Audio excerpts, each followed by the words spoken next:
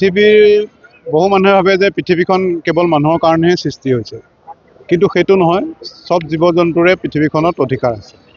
আৰু মানুহে সেই মেণ্টেলিটি এটা লৈ কি কৰে, ক'ৰবাত যদি মানুহক কোনোবাই অপকাৰ কৰে, কোনোবাই অনিষ্ট কৰে জীৱ জন্তুৱে, তেতিয়া সিহঁতক হত্যা কৰিবলৈকো কুণ্ঠাবোধ কৰে। আজি এটা সুন্দৰ বহুত বয়োজ্যেষ্ঠ বয়স হৈছিল যথেষ্ট বাঘ এটাক মানুহে খেদি হানি খুচি হত্যা কৰে।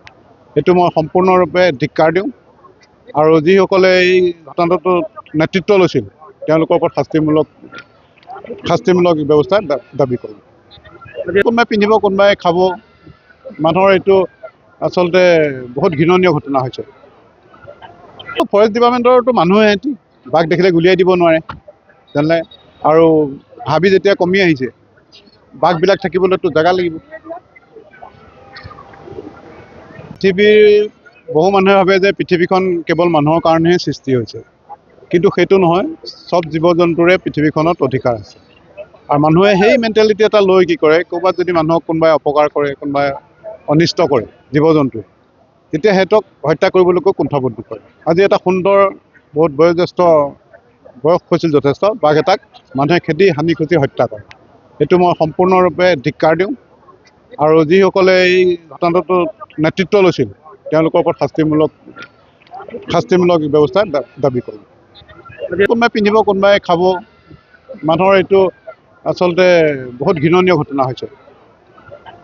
ফৰেষ্ট ডিপাৰ্টমেণ্টৰতো মানুহে বাঘ দেখিলে গুলিয়াই দিব নোৱাৰে জানে। আৰু হাবি যেতিয়া কমি আহিছে, বাঘবিলাক থাকিবলৈতো জেগা লাগিব। পৃথিৱীৰ বহু মানুহে ভাবে যে পৃথিৱীখন কেৱল মানুহৰ কাৰণেহে সৃষ্টি হৈছে, কিন্তু সেইটো নহয়। সব জীৱ জন্তুৰে পৃথিৱীখনত অধিকাৰ আছে। আৰু মানুহে সেই মেণ্টেলিটি এটা লৈ কি কৰে, ক'ৰবাত যদি মানুহক কোনোবাই অপকাৰ কৰে, কোনোবাই অনিষ্ট কৰে জীৱ জন্তুৱে, তেতিয়া সিহঁতক হত্যা কৰিবলৈকো কুণ্ঠাবোধ কৰে। আজি এটা সুন্দৰ বহুত বয়োজ্যেষ্ঠ বয়স হৈছিল যথেষ্ট বাঘ এটাক মানুহে খেদি হানি খুচি হত্যা কৰে। সেইটো মই সম্পূৰ্ণৰূপে ধিক্কাৰ দিওঁ। আৰু যিসকলে এই ঘটনাটো নেতৃত্ব লৈছিল তেওঁলোকৰ ওপৰত শাস্তিমূলক ব্যৱস্থা দাবী কৰোঁ। কোনোবাই পিন্ধিব, কোনোবাই খাব, মানুহৰ এইটো আচলতে বহুত ঘৃণনীয় ঘটনা হৈছে। ফৰেষ্ট ডিপাৰ্টমেণ্টৰতো মানুহে বাঘ দেখিলে গুলিয়াই দিব নোৱাৰে জানে। আৰু হাবি যেতিয়া কমি আহিছে, বাঘবিলাক থাকিবলৈতো জেগা লাগিব। পৃথিৱীৰ বহু মানুহে ভাবে যে পৃথিৱীখন কেৱল মানুহৰ কাৰণেহে সৃষ্টি হৈছে, কিন্তু সেইটো নহয়। সব জীৱ জন্তুৰে পৃথিৱীখনত অধিকাৰ আছে।